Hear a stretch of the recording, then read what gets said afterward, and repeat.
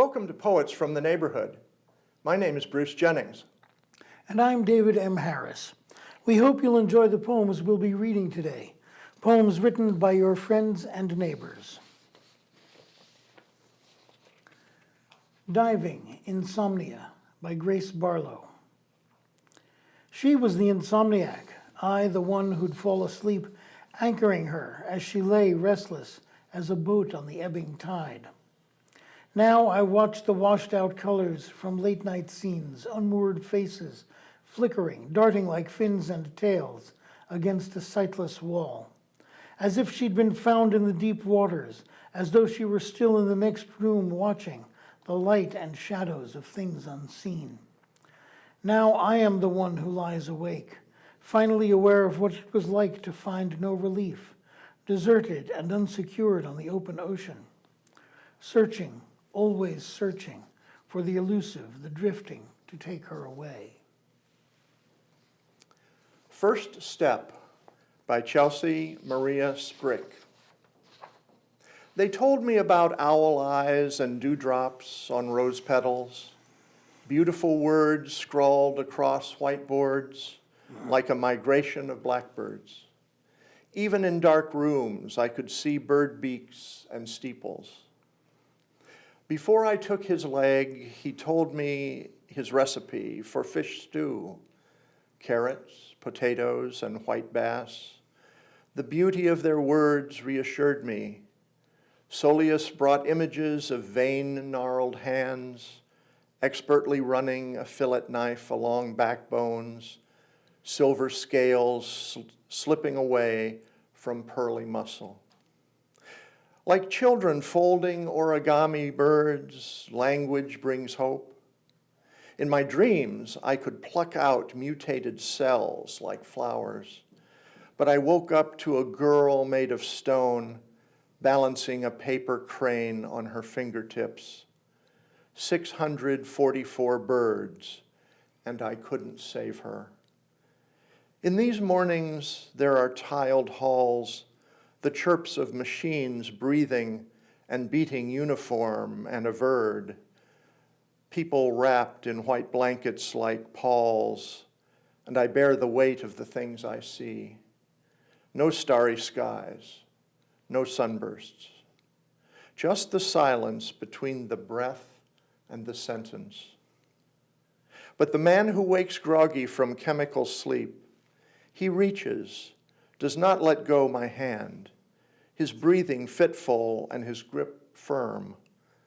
It's like 1,000 paper cranes, like a robin on the windowsill, like the satisfying plunk of the bobber landing on a lake. Memories by Alicia Marie Brandwewie. Pounce on your chest when you're deepest in the night. Creep across your heart, stiletto into your sternum. Paw your throat, pull your panic senses, taut with their mirror gaze. Demand to be fed. To wrangle them is to learn how to serve. Portion everything correctly, including attention, until they weigh only on your legs in greeting, our fur sliding in its own way. The next poem is by Brenda Butka, Picking a Light for My Vanity. And I thought I was free of vanity at my age, jowled, surfaced in tiny cracks, a textured effect no one would choose. But in the new house, we are trying to imagine how bright this light will be, and how every morning I will see myself unrolling in a mirror right there. Will this light trumpet reveille to this complexion, be better than coffee, trick me into unwise lipstick choices, cajole the rouge out of its burrow, force me to discuss the perfect eyelash and its relationship with mascara?